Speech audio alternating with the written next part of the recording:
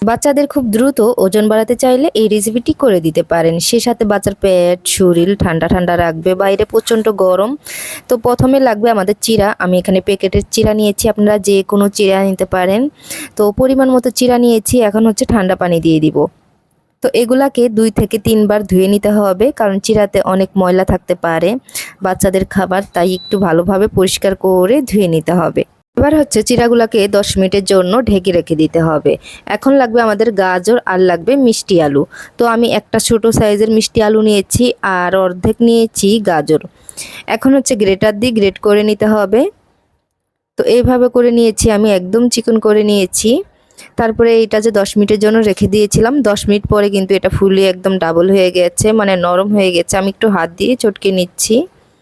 এখন লাগবে আধা চামচ ঘি, আমি আধা চামচ ঘি দিয়ে দিব। আর দিয়ে দিব এখানে মিষ্টি আলু আর গাজর। এখন কিছুক্ষণ একটু ভেজে নিতে হবে।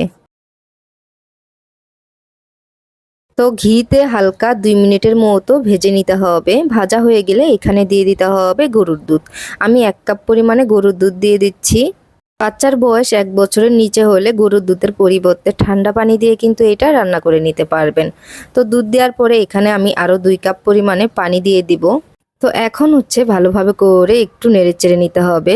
তো পানিটা দেওয়া হয়ে গেলে হালকা নেড়েচেড়ে নিয়েছি। আর দিয়ে দেবো এখানে সামান্য একটু লবণ, দিয়ে দিচ্ছি একটা এলাচ যাতে সুন্দর একটা ফ্লেভার আসে। দিয়ে দিব এখানে 1 চামচ চিনি, তবে চাইলে আপনারা চিনিটা বাদ দিতে পারেন, কারণ এটা ন্যাচারালভাবে মিষ্টি হয়ে যাবে। তো আমার বাচ্চা একটু মিষ্টি জাতীয় খাবার বেশি পছন্দ করে, তাই হালকা একটু চিনি দিয়েছি। এবার হচ্ছে এগুলাকে ঘুটনি দিয়ে ঘুটে নিতে হবে। তো এটাকে আমি সিদ্ধ করে নিয়েছি 5 থেকে 6 মিনিট, এর ভিতরেই কিন্তু সিদ্ধ হয়ে গেছে।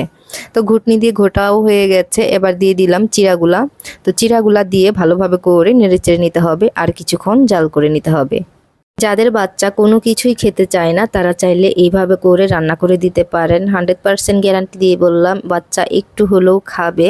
এত বেশি মজার হয়, কারণ প্রতিটা খাবারই রান্না করে আমি চেক করে নিই। আমি নিজে খেয়ে দেখি আসলে এটা কতটা টেস্টি হয়েছে, কতটা মজার হয়েছে। তো মজার হলে কিন্তু সবাই খাবে, বাচ্চা থেকে শুরু করে সবাই খেতে চায়। ভালো না লাগলে কিন্তু বাচ্চারা খেতে চায় না।